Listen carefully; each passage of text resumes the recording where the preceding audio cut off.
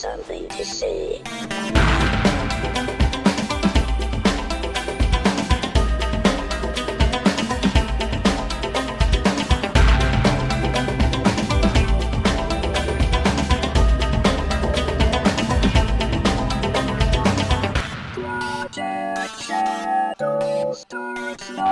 Hello everybody and welcome to this episode of Project Shadow, and as you can hear we're still on sinus watch.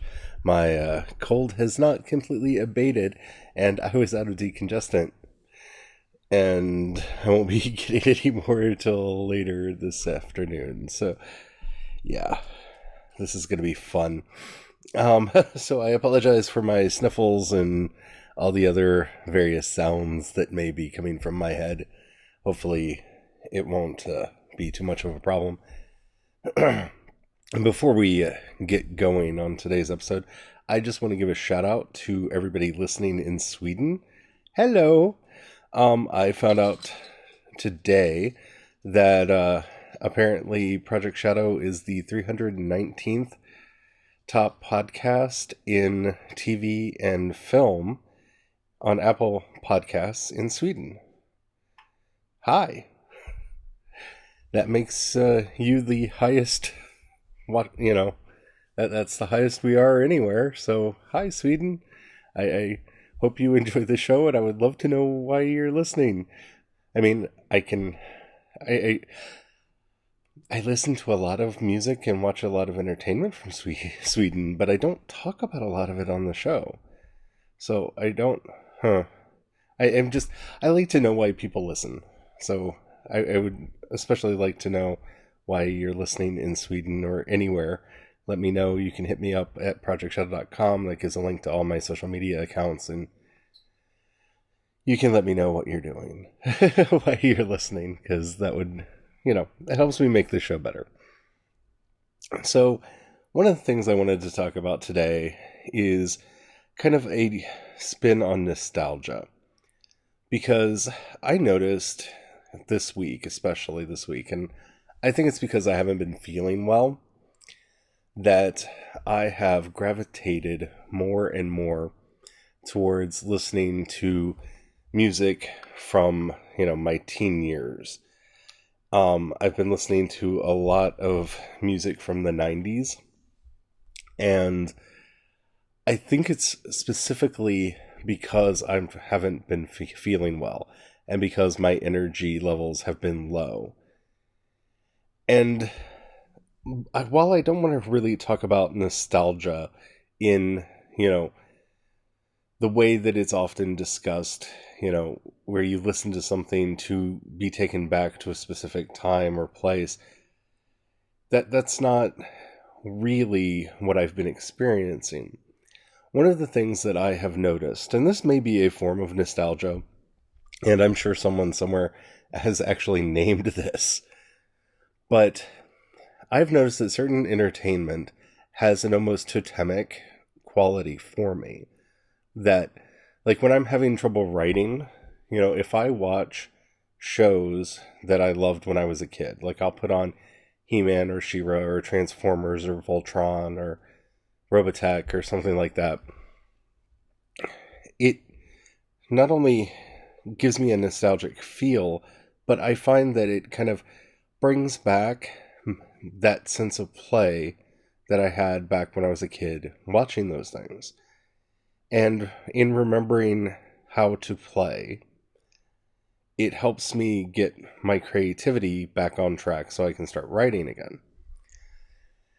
And I don't know if that's necessarily the same thing as nostalgia, because there are certain songs that I am very nostalgic about, that, bring up those feelings of, oh, the good old days, or, stuff like that, which is more what I consider nostalgia. Because when I'm talking about putting on these shows that I watched when I was a kid, I'm not actually talking about sitting and watching them. I'll literally put them on in the background, load my laptop up to where I'm supposed to be writing, and I find it easier to write with them on in the background. That's what I mean when I say they have an almost totemic power. It's almost like a strange form of magic that I can cast in the background that lets me get on with my work when I don't really feel like doing it. So here lately, I've been really desiring to work because I'm enjoying doing the podcast again. And I really like the book that I'm editing, and like I have a hard time not working all day on it because I have learned over the years that I have to take breaks or I burn myself out. So I'm only letting myself work so much a day just to keep that burnout from happening. And I find myself wanting to continue working. As my energy levels have been affected by the invasion of cold germs into my head, it's been difficult for me to find the energy to get done the things that I'm wanting to do. And this is that odd place where 90s music has been helping me. And I don't know if it's because it's primarily pop music that I've been listening to, so it's got a better beat, or if it's because it's from a period in my life when I was, running around and full of energy and was just getting a lot of stuff done. I don't know, but I find that it is invigorating to have it on in the background while I'm trying to get stuff done. Even when it's silly stuff, like I've been putting on like the 90s station on Apple Music, and today, for example, I'm writing this scene where there's like, zombies and creepy dead things running around, and Marky Mark's, feel the good vibrations comes on, and I just couldn't help but laugh, and then go through and edit the, undead horde taking over the city. Yeah, so why is that? There's been a lot of studies that show that music has a certain connection to our thoughts and really helps us to lay down memory, and that people that are, for other reasons, locked into themselves and unable to communicate, if you put on music that was popular when they were in their teens, they will often start singing along, sometimes quite fluently, when they would find it difficult or impossible to communicate any other way. And often studies like that get brought up when we're talking about, nostalgia and the emotions connected with it. But I'm wondering if there's not something more there. That, yes, music is connected to our memory and to the wonderful things around us, and sometimes the really bad things about us. Like there are 4 songs that were played on the music when I worked at Baby Depot. And I say music, but they actually played the actual songs. But they only apparently paid for the rights for those 4 songs. At any time I hear them, to this day, I start looking to stop my drunk coworker from doing something that will get us all in trouble. Because that was something that I had to do a lot when I worked there. It's irrational, but it brings me back to that moment. And maybe I don't understand what other people mean when they say nostalgia, but that's not nostalgia for me. It's an evocation of not just the memory, but the energies that I was experiencing at the time. It's not so much just the looking back and going, yeah, I remember when this person did this or that and this song was playing, or anything like that. Or even the feelings that I had back then. But it triggers a mode in me. And, I get to work. It's a very strange thing. But I have noticed that a lot of times my mood is heavily influenced by the music that I listen to. And I don't mean this in the way my mother does. Every time I'm having a bad day, she often harps on me because I listen to dark and evil music. And yeah, I do. I listen to a lot of that. But it's for a very good reason. I find catharsis. When I'm angry, I listen to angry music and let that anger out. When I'm happy, I listen to happy music and dance and celebration. And that's where I'm wondering if these two things got connected within me.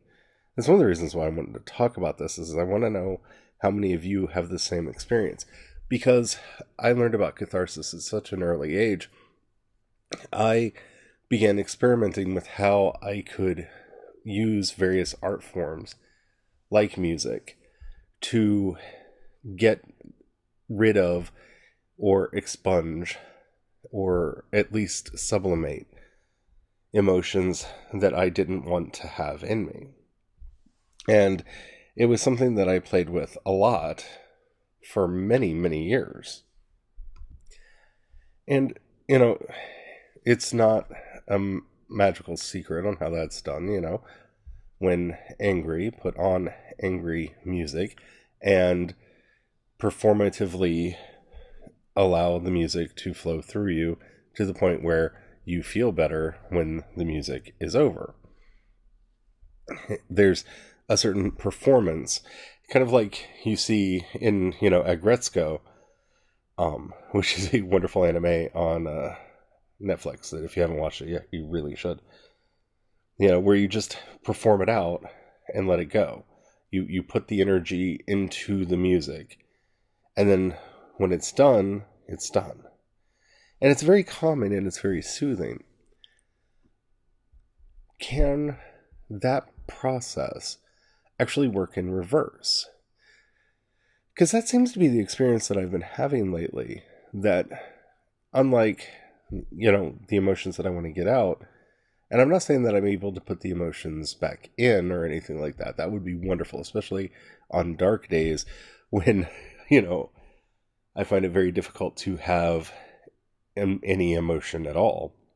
It would be wonderful to be able to just put on some happy music and have happy feelings well up inside of me and make all the bad feelings go away. And I'm not saying that that's not how that works. But there's something in the connection between, like, the music that I used to listen to when I would go clubbing a lot in the 90s and now, that it energizes me in a way that just listening to up-tempo music doesn't. And I don't know. I may be talking about things that are just, just variant versions of how other people experience nostalgia.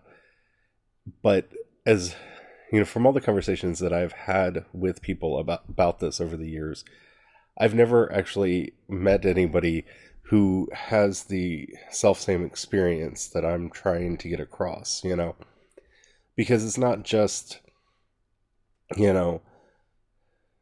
it's not just the memory, it's not just the emotion of the song itself, that it trips something in my subtle energy system within me that brings some of that old energy back in a way that I haven't experienced in a long time. I don't know. I'm probably doing a really bad job at explaining this, because this is a headier topic than I probably should be discussing on a day when my head is as messed up as it is. But, it's been something that has been helping me a lot during this, illness, because, it's that annoying kind of a cold that just kind of saps your energy and makes you stopped up. And so all I want to do is sleep, but I have things that I want to do. And I find it almost magical that I can put on a certain kind of music and it somehow bypasses the circuit in my brain that tells me that I should be tired and lethargic. and gives me that final boost that I need to actually get work done. We're going to take a little break for our sponsor, and when we come back, I'm going to try to see if I can word this in a much clearer sort of way. And we're back. You know, I really feel like I babbled a lot in the first segment of the show. And trust me, that's not what I wanted to do today. Normally, I, actually have much more of a game plan when I approach a podcast, but this has been such an amorphous thing that I couldn't think of another way to talk about it other than to just go full stream of consciousness. Because I don't know what it is. I don't know what's causing this connection deep down inside that's allowing, the powers, the energies within me to rise up so that I can actually get work done. It's a very strange sensation. And it's one that I think about a little bit too much because, I don't know, over the years, and this is one of the things that caused my last great depressive outbreak, I became way, way, way too obsessed with the concept of productivity and achievement and success, and giving those words arbitrary meanings that didn't actually relate to anything in the real world. So here I am, listening to these older songs that give me a sense of, vibrance, editing a book that won't come out till early next year. And I find myself starting to think in those ways that were so unhealthy for me the last time.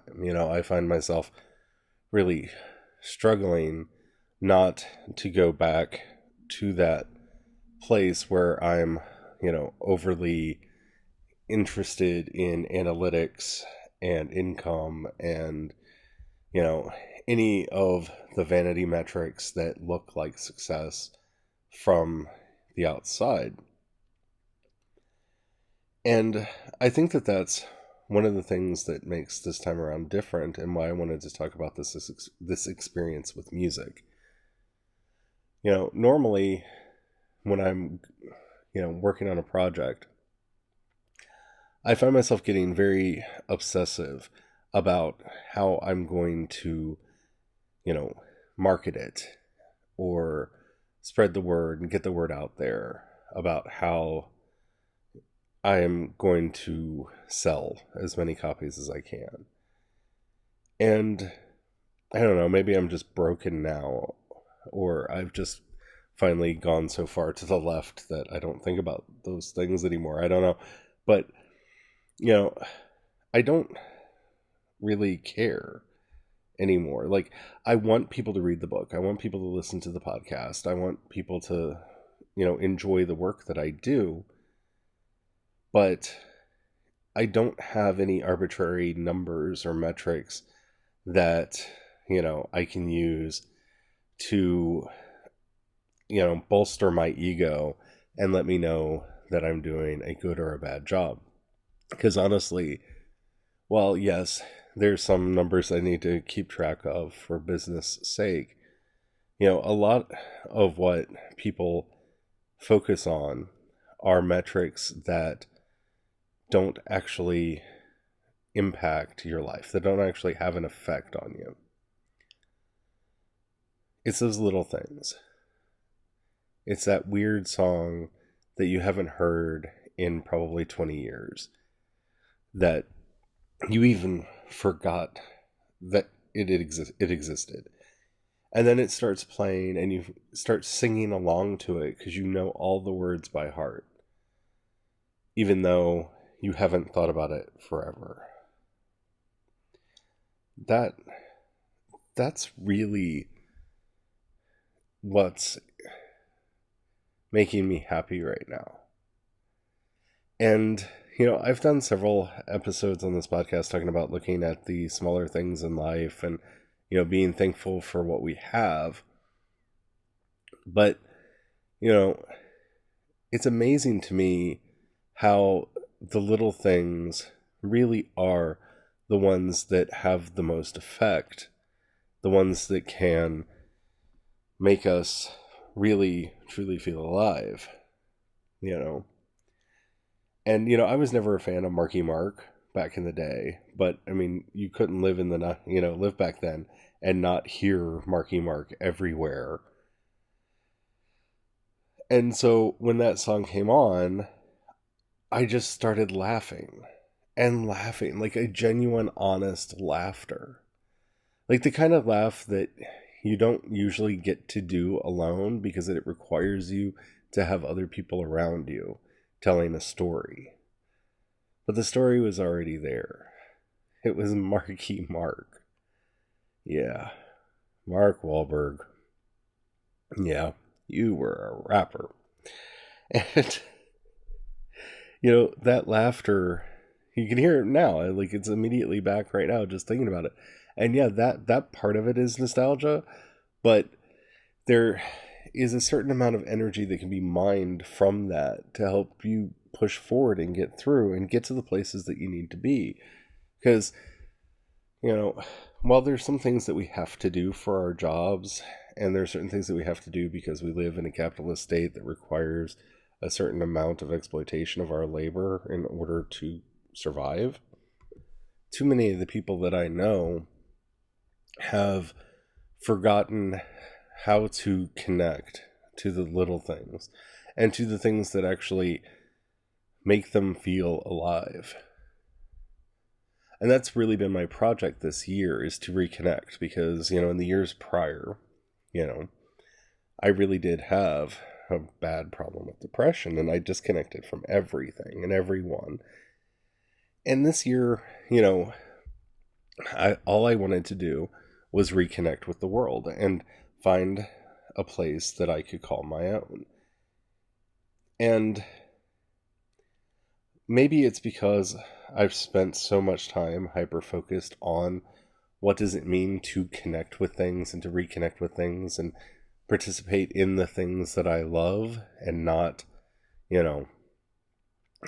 struggle so much against the things that, annoy me, especially the things that I really can't do anything about.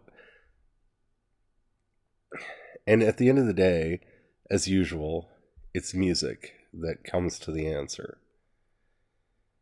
It's music that gives me strength to move on and to find those little secret hidden pockets inside myself that I forgot were there. Over the years, I had kind of forgotten how to laugh. I had forgotten how to dream. I had forgotten, how to care about anything at all. And I wish I could say when, I finally got through to the other side of the blue period and started feeling, feelings again, that all that came back to me. But I was there for so long that all of those basic skills went away. All of them. I've always felt awkward in a crowd of strangers, but I feel even more so now, because I don't feel like I have anything to talk to them about. That's one of the things that amazes me about being able to do this podcast, is every day I find something to talk to you wonderful, wonderful people with, who are apparently a lot from Sweden. Sweden. That just amazes me. But yeah, this podcast is a big part of that, because it taught me, again, how to talk about the things that I love, and connected me through it to the communities that I used to be a part of, and, the movies and the books and everything. But as always, and for all time, it comes back to the music. And that's one of the things that when we talk about nostalgia, I think we completely miss the point. Music is the heart of life. Music is the thing that gives us meaning. Our ancestors, it was all that they had. They would sit around the fires and they would beat the drums and they would sing, they would dance. They would share their histories in song. They would share their lives in song. The song was everything. And over the years, as it became commodified and packaged and put up on a shelf for everybody to ogle at, quite seriously, because, a lot of times they spend way much more energy in making sure that the singer is worth looking at and not whether or not they have talent or anything to say. But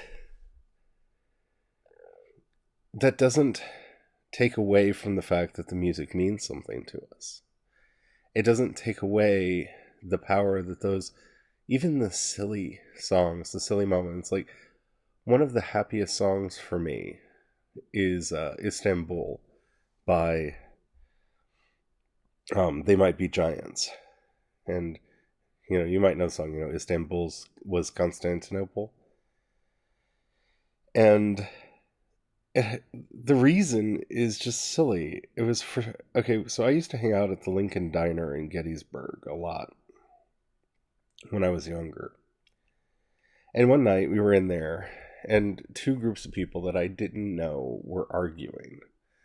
Like we were sitting at one table, and they were on one side of, one group was on one side of us, the other group was on the other side of us, and you could just feel it in the air, like a fight was about to break out. And someone at our table, for some reason, just cried out, Istanbul. And the next thing we knew, somebody in the corner of the room started singing the song. And then more people started singing, and more people started singing. And it turned into this weird sing-along. And before you knew it, everybody in the diner was singing Istanbul, not Constantinople. And when we got to the end, everybody laughed, and all of that tense energy that was in the air was diffused. We all ordered a dessert and went on, had a party. That song changed everything. And I'm not saying that that can happen all the time, or that, that there's some, magical song that if played at just the right time at every time, something like that could happen. But, that happened. And that's the power that music has. That's the power that all of this has over us. It can change the energy of the room. It can change the energies within you, whether or not you have an emotional connection to it. You can forge one. And as everything gets more and more complex and convoluted and just troublesome, I think it's worth our time, energy, and effort to find something that we can connect to, hold on to, and something that will drive us forward. I hope you enjoyed this show. It was a bit more stream of conscious than most of the shows that I do. But, I like it when I do these because I often get some feedback from you all that puts everything into perspective in a way that I had difficulty doing. So if you have anything that you want to add, if you go and download the Anchor app at anchor.fm, you can send me a voice message up to 1 minute long. It could be a question, a comment, or a topic you'd like me to talk about, and I would love to actually do that. If you got a buck that you can throw my way, you can either click the support button in the app that you're listening to me on, or in the show notes, click the link that says support on Anchor. If you click that, you can support me at the $1, $5, or $10 a month levels. That helps me to continue doing everything that I am doing. Thank you very, very much. If you don't have the money to throw my way, well, if the app that you're listening to me on lets you rate either this episode or this podcast, please do that. That helps me out so much. It tells the algorithms that they should share me with other people. Speaking of which, you can also share me with other people. That would be lovely. I would really, really appreciate that. Well, I think that's it. Thank you all for listening, and until next time, don't forget, have the fun. Hopefully, I'll be better tomorrow. Bye.